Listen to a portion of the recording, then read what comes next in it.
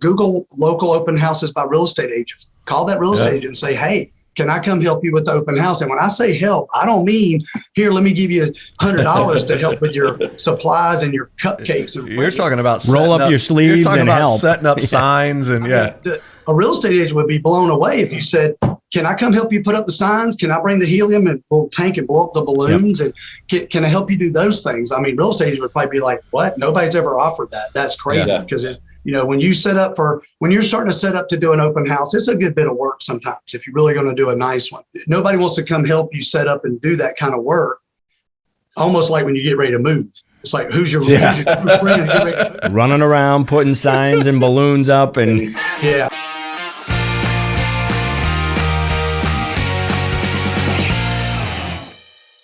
Welcome to another episode of the Context to Contracts podcast. I am Bryan Lovell, as always, here with the amazing John Jones. What's up, man? Dude, you growing a goatee? I am. My wife's out of town for a day, so I got a break here. So you're going to shave it tomorrow, is what you're saying?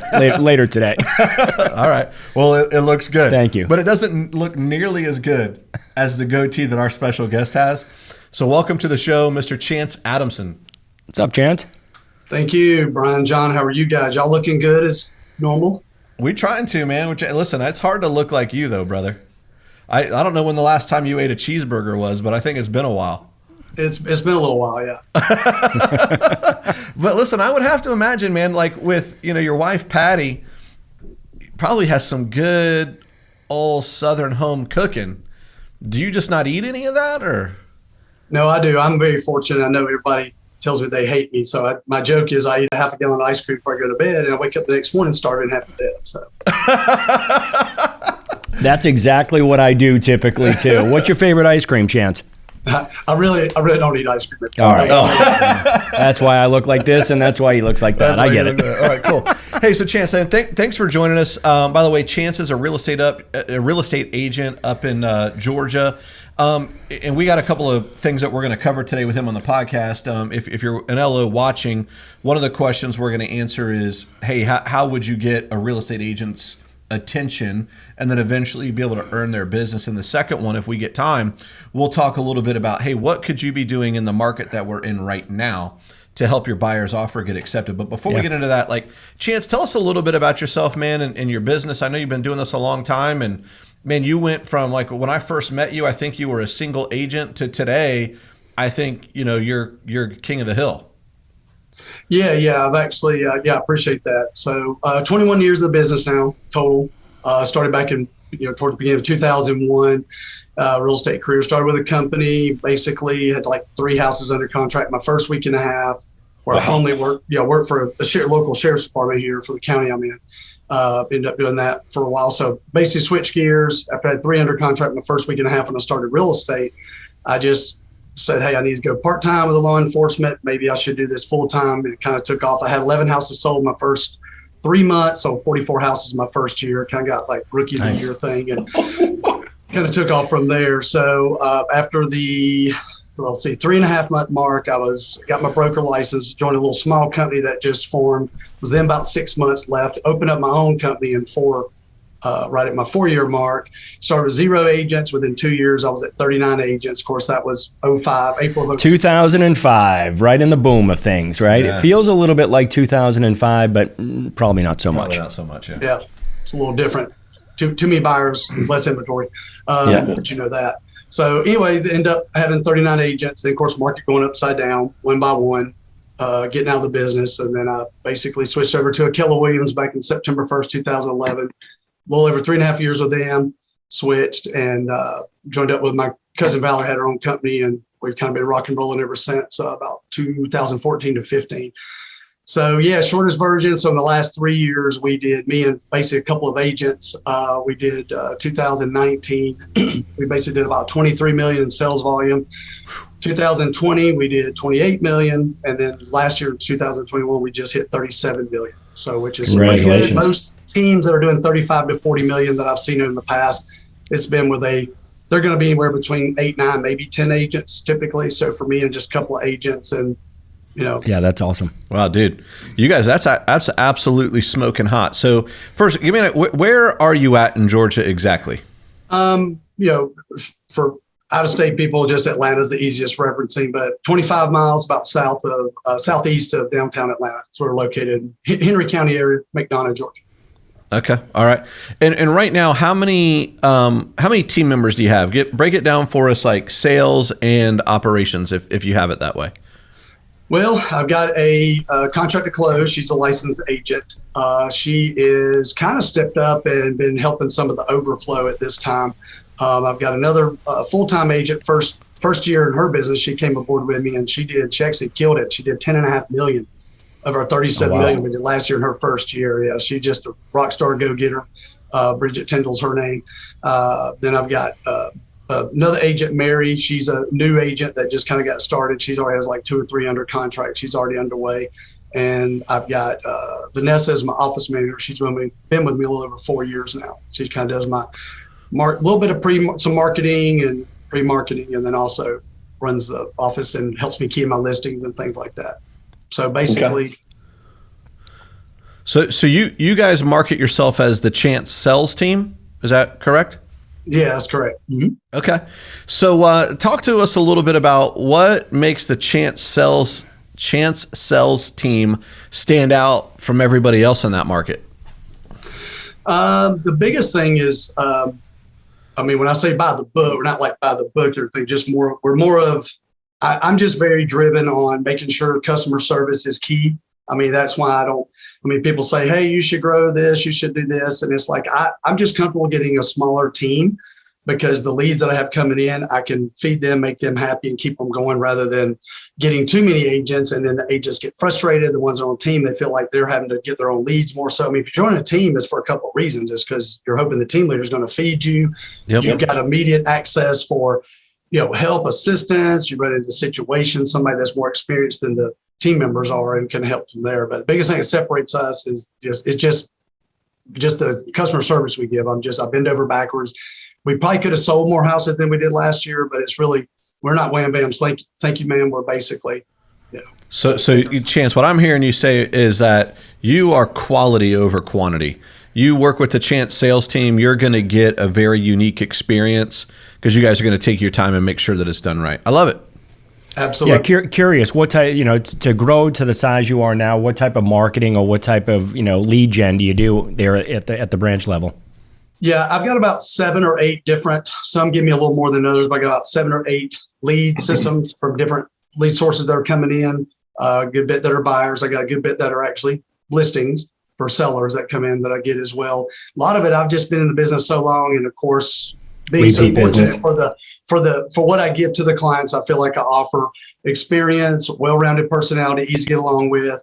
My clients know I just tell them like it is. I don't lie about nothing. I don't pad my pocketbook to get a client to sell a home or buy a home just to lie to them. I'm just so straight and honest. And I'm nice about it. If it's not good news, I got to give them, but I'm going to be like that. And that's what really separates it. I feel like I've got a lot, like I'm working with a client right now. We're fixing to sell her $500,000 home and she's trying to buy another $500,000 home. This will be the fourth or fifth house that I've sold her in like the last 15 years.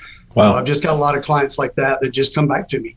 I've got to ask, do you have a system that you work to stay in communication with your past closed clients?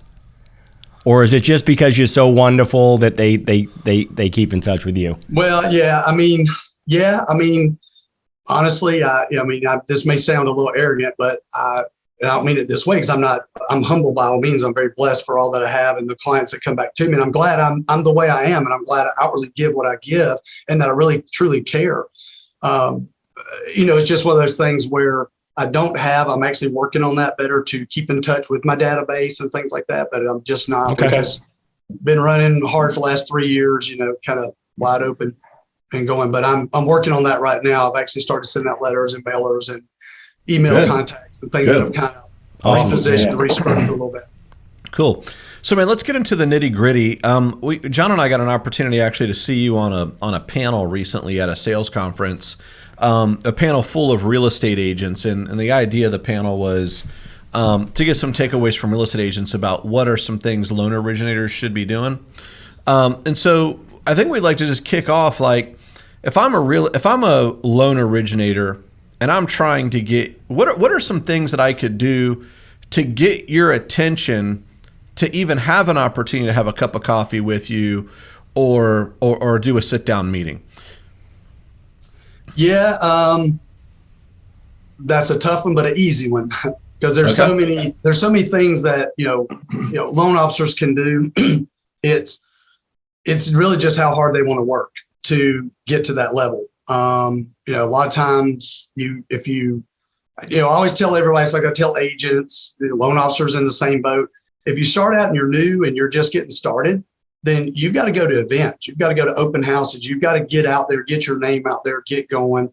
At the same token, if you're closing 30, 40 deals a month and you're like, I'm so busy, I don't have time to do stuff. I mean, simple things that you can do, like you can, right now everybody says, oh, the loan officer can call, which is a great idea. So the loan officer should call the listing agent if of a property and stuff. So give an example, the top of mind system that you guys use, that system is incredible. And just paying my wife alone, she's gotten so many hits where I think she gets sometimes more listing agents to send her something than the buyer's agent, just because the listing agent is added to all those that status grams that go out and give those updates. As soon as a listing agent says, hey, when is appraisal been ordered? When's it coming back? When's the title? Well, guess what? Boop, there's an email pops up and says, order due back on the 19th. Boop, and they love it. And so she's actually got more business from listing agents that way too, just from that system alone. There's just so many companies that do not use a company like that, like your company does, which is great. The other thing is, one of the biggest things I think you could do is there's open houses that you could possibly do. Like, and what I mean when I say open house, I mean where the loan officer can basically reach out to a realtor, if they see something online, Google local open houses by real estate agents, call that real estate agent and say, hey, can I come help you with the open house? And when I say help, I don't mean, here, let me give you $100 to help with your supplies and your cupcakes. You're talking about roll up your sleeves and help. Setting up signs and a real estate agent would be blown away if you said, can I come help you put up the signs? Can I bring the helium and full tank and blow up the balloons? And can I help you do those things? I mean, real estate agents would probably be like, what? Nobody's ever offered that. That's crazy. Because when you're starting to set up to do an open house, it's a good bit of work sometimes if you're really going to do a nice one. And it takes time, it takes work. And then what happens is it's kind of like what I call doing an open house. You don't have nobody wants to come help you set up and do that kind of work. Almost like when you get ready to move. It's like, who's your friend? Running around, putting signs and balloons up, and So no, and I mean that's serious. If you had if you're a loan officer, and again, you got plenty of time, hit them up, ask agents. Or when you see people posting on Facebook another open house, and you see it often enough, reach out to them and ask them, do you have an agent that you're just super happy with? Would love to learn your business and see you doing these open houses. I love to just come help you set up these open houses. And then maybe if that agent lets that loan officer be there at the same time, they can pick up some buyers who need pre-approving while the agent's picking up buyers who might want to buy that house. Yeah. So let me ask you a couple of questions, just follow-up questions of what you're sharing. One, I believe I kind of heard you say if I met you out somewhere networking at an open house, at a real estate event or something like that, you're more likely to take a call than if a loan officer is just cold calling on you. Did I read into that the right way? I'm sorry, say it again. You said. So what I heard you say is like, it's not a cold call. It's more of a warm call, follow-up call. You wouldn't necessarily take a cold call from a loan officer, but you'd be more likely to take one if you met them somewhere. So like they came and visited one of your open houses, or you went to a real estate event or something like that. Yeah, absolutely. Yeah. If, it's just, I think, nothing replaces face-to-face than just on the phone. And, and I mean, it's one of those things where I have, because one of the things that I always do is I always call loan officers, of course, before I accept whoever the best, highest offer, it might be 2 or 3 of the best offers. I'll call all 3 loan officers to screen out the loan officer, interview them, so to speak, before taking that. How many of those 3 will answer the phone? Yeah, well, that's something else I go off of. I mean, there's plenty of times where the loan officer didn't call me back or this and that. We call the agent back and we say, hey, me and my seller love your buyer's offer. However, loan officer. Have some questions, right? I want to know who I'm working with, right? Yeah. Is this guy going to get the loan through in 30 days, right? That's the important thing. Yeah. And so it's one of those things. I mean, like going back to your question too, the original question, the beginning of this little topic is, if you're really trying to get agents, then why don't you have to kind of sell yourself to the agent a little bit. And it's one of those things. You could send them your reviews, send them a video of yourself, just a quick 1-minute video where you can just email it, text it to them or something and say, hey, this is me and me, this is what I do. This is, how I get things done, this, that, and other. And I'd love to show you what I can do and just give me a shot. And I mean, it's work. You have to, so many people get into this business and they think it's so easy, and it really isn't. And I think here's why I think this business looks easy to everybody, because agents don't put out what all happened through the transaction. And really they only put out the picture of, hey, I just gave somebody some keys. Yeah. So you see the beginning, under contract, so proud and happy for my seller. And then the next thing you know, show them at the closing table holding their keys and this, and they're gone. And I think the public just thinks it's so easy, and they don't realize really how much work is behind it until they get in the business. My favorite is when you go to a function and then somebody's talking to you and they're like, oh, so you're a real estate broker, Chance? Oh, okay. Well, I've been thinking about getting my license.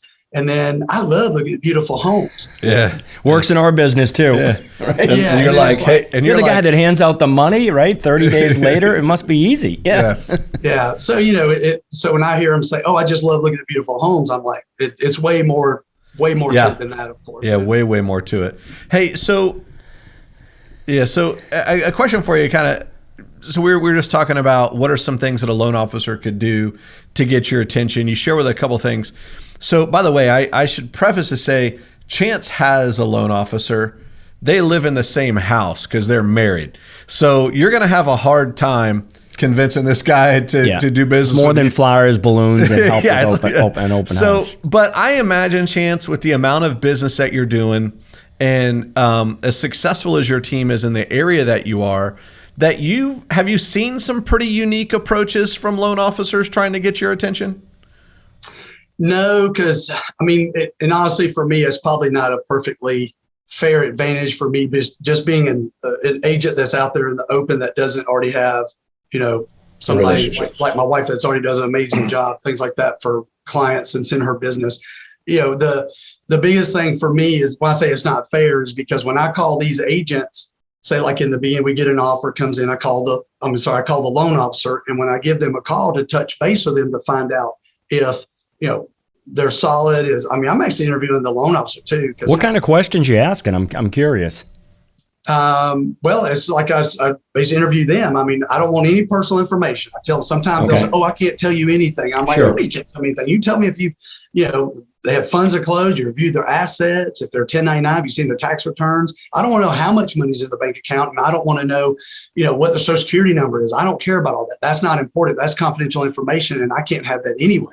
So, but sometimes what I've learned is the ones that'll say that, they just kind of do that because they are maybe either newer in the business. They're kind of nervous. They're almost like, why is he calling me? Like, because a lot of agents don't call. Some do, but some don't. And 27-year veteran loan officer of the business says, hey, I know exactly why you're calling me. And I'd be calling, if I was an agent, I'd be calling the loan officer as well. And I'm like, it's just unfortunate. I think some areas throughout the United States are probably better where they don't have as many deals fall through. But unfortunately, in our area, loan officers fly by night. So we're in a unique market right now. So just keep in mind that when it's a normal market or it's a neutral market, even a buyer's market, you might, as a realtor, you've gone through this, Chance, but I'm curious, when you get that one offer and the property's been sitting for 90 days or 100 days, do you still call the LO? And how do you advise your client if the LO doesn't seem like they've got it together? Do you run with it and just, at that point, check with Patty and see what your thoughts are? Because I know there are realtors that I know that will steer a client away from accepting an offer if they don't feel good about it. I think Chance without other offers, meaning so it's a tough thing to tell a client when there's nothing else. Right now, you've got other offers. Yes, I hear what you're saying. So it's a hard thing. Like, do we run with this and take a shot for 45 days, or do we just keep moving on? Yeah. Yeah. Well, okay. So to answer your question, that's a good question. For me, it's, I never push anybody. Again, I'm very upfront. I'm very honest with people. I'm all about the book, and it's hard. There's times I have my agents who will bring a really good offer on one of our listings. And of course I would love to work with our agent, and our agent wants to sell it and make their buyer happy and make some money. But it's like, it's at the end of the day, it's business. So did your buyer actually bring the best? Are they the strongest buyer bringing the most money? Vice versa. And that's literally what I go off of. I mean, I'm so much by the book by that, where it's being fair, basically. It's being very, very fair and just, but I also get with my seller. So help them make decisions one way or another. But in that case, if it's been on the market a long time, I'm gonna basically first, there's another question you kind of had. You said, what do I say in that sense? So if I get a loan officer that I feel like they say, well, this is borderline, I don't know if it's going to go or not, their debt ratios are high, I just want to be honest with you, then I'm going to go back and tell my seller, of course, I always consult the seller first, and then tell them what's going on. And then with their recommendation or my recommendation, if they agree, then I'll say, why don't we call the agent back and say, hey, would your buyer be willing to at least get a backup opinion or something like that? Yep. And then there are times I will mention, my wife is one, I never force anybody, no strings attached. I never do that. I just say, you're more than welcome.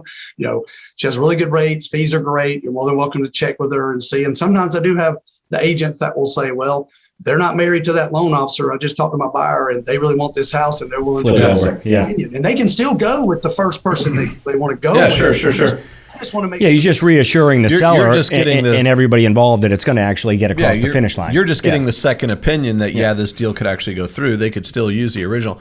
So, Chance, I'm assuming like some of the questions you're asking to a loan officer when the borrower that they're working with is presented an offer on your listing is, are you verifying that they've actually seen documents that back up the income and the assets? Yes, absolutely. That's really what I'm asking them. Like, have you seen the tax returns? Have you seen? If you get a no on that, what do you do? Oh, I will not accept. They have to do it up front. And it's just because I've been, when you do a higher volume of business, you're going to run through more scenarios. You're going to run through potential of more fallouts and things like that. So all I'm really doing is I'm screening out the beginning. And I've been doing this since 2013, since the market started getting better, because I had like 600 contracts. I remember back in 2013, 3 deals fell apart because of financing. And when I called, most of it is because they did a pre-qual. They didn't do a full pre-approval. And then what they'll do is they'll say, well, sorry, they fell through. What do you mean? Well, I sent it down to the underwriter. Underwriter said this and this. And I'm like, you didn't even. So basically what happens, the loan officer didn't really know what they were doing. Sent it down. And it would just waste everybody's time. It wastes the seller's time. That poor buyer can't get pre-approved. Wastes the agent. Sellers are upset at you. Yeah. It's just transactionally wasted time, the transaction. So back to that same topic, how important is it that you're working with or that you have a local lender? What's your thoughts on that? So, you get a pre-approval from somebody in a different state. You've never heard of the lender versus somebody that's local. Do you factor any of that in? Oh, absolutely. Absolutely. Okay. It's just unfortunate. there's a lot of, what I call the corporate, the 1-800 number people. And this, right. First thing it's kind of what I was getting at. Yeah. I'm going to answer that question. Let me tell you this first. First thing I do, soon as I get that loan officer's name and number for the offer that I'm doing, first thing I do is I look up their name, pull up their name, lender, loan officer, whatever, and I look to see how many reviews they have. And when they work for some of the bigger banks and some of the companies, they don't have reviews, because if they do get a review, it seems like it just goes under a big stack of corporate. Do they have a website, anything, right? Yeah. If there's a Todd loan officer that got a bad review or a good review, or if a Sandy or whoever the loan officer is, it all goes under that big stack. And then you don't get them. So, and I'll ask loan officer like, oh, I noticed you don't even have any reviews. You don't do the reviews. And I want to know, because that lets me know, are they good or not? Because if I see the reviews and they got almost 5 stars and they're this and everybody talked highly about them, they've been over backwards. That reminds me of a story. So I my brother-in-law is in this business as well. He's a loan originator. Shout out Rich Reynolds. So he calls me one day and he goes, "You're never going to believe what happened." He goes, "I'm working with a buyer, and they want to move from using me as a lender to somebody we'll leave the company unnamed."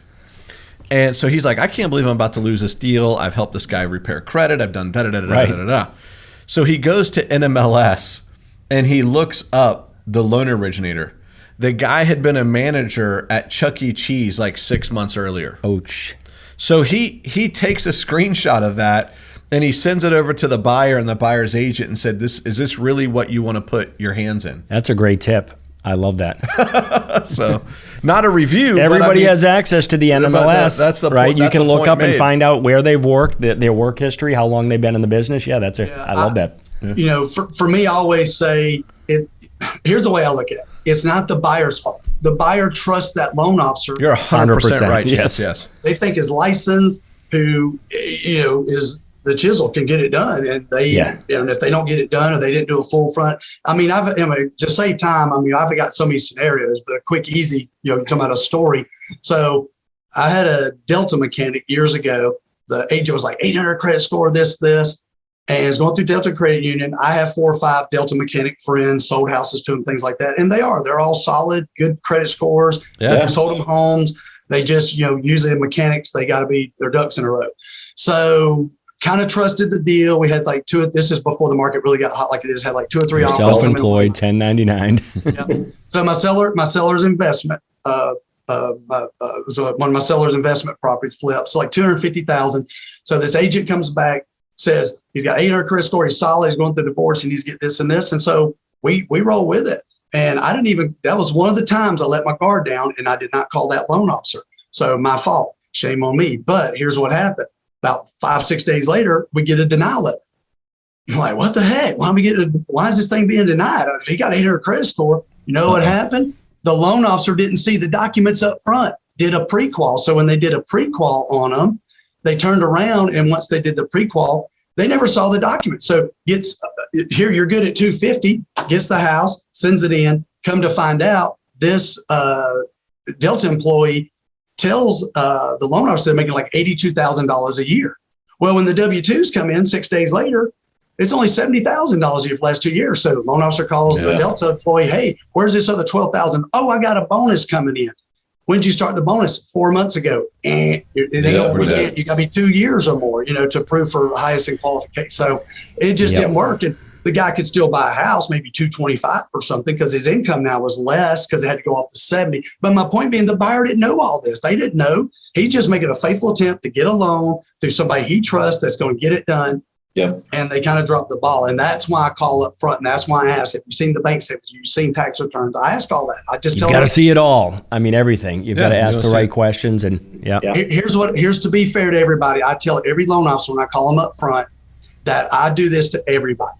Because sometimes they act like, why aren't you calling me? Defensive. Yeah. Yeah, they're defensive. Yes. Yeah. I'm not. No, I don't pick on anybody. It's just business. At the end of the day, I've just got to qualify the loan officer. I'm not even qualifying the buyer, really. It's the loan officer, because it's their fault to know what they're doing up front, to know what they're doing. If you don't know, then send them to a TBD, to be determined down underwriting first, and then let it come out and say, we got it.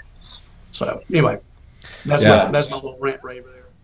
No, I love it. So hey, let's go ahead and switch gears along that note. So what can a loan officer do when working with a buyer in this type of market where there are multiple offers to get maybe an edge on helping their customer get an offer accepted? I think one of the biggest things that no one's doing, I don't ever get anybody. I'll have agents. So let's say I get multiple offers, bid situation, sounds like what you're talking about. Yep. And then I'll have an agent. Hey, did so-and-so loan officer, my buyer's loan officer, did they call you yet? I'm like, nope, hadn't got a call. Oh my God, let me call them right now. And so what the agent will do is they're pushing the loan officer to call me as a listing agent to let me know, introduce how maybe solid the buyer is, things like that. And I think that's huge, because there has been times when that has happened, especially when it's unexpected, it's out of the blue. And I have like 20 offers. And then this one loan officer comes in and calls me and says, hey, my buyer's so-and-so, the agent's this. I just want to let you know, I've already ran through underwriting. They're already, solid. They're ready to go. This and this, good, solid buyer. So let me know if you have any questions there. I'm here for you. I think we should be able to close this in 21 days or less. They're kind of giving me a quick overview of what's going to go through. They're doing what you're going to do anyway, but they're being proactive, so you're more apt to go with that deal. And even if for some reason there is a better offer or a cash offer came in and just kind of smoked everybody, unfortunately that happens a lot, but I still really appreciated and really respected the fact that that loan officer called me. And I think that's huge. So, they don't even have to call. A lot of times I know loan officers like, I'm so busy, I don't have time, but I do want to make the call. Record yourself in a video. Do it from the phone, send it as an email, send text, record off your phone. That's a pro tip, yeah. You can send a quick 1 minute up front. Hey, I'm just calling you to reference my understanding. My buyer put a loan, or put a contract. I'm making a note on that. Yeah. And do this and do it as a video, because video is so important now. And I think that would be even better than just getting that phone call, because now they can see the expression of the loan officer kind of expressing how solid that buyer really may be in this and other stuff. Send a video. Send a video to that listing agent by email, text, or both to make sure they get it. Because if it's a listing agent like me, they're busy. They may miss one, but see the other. Yeah.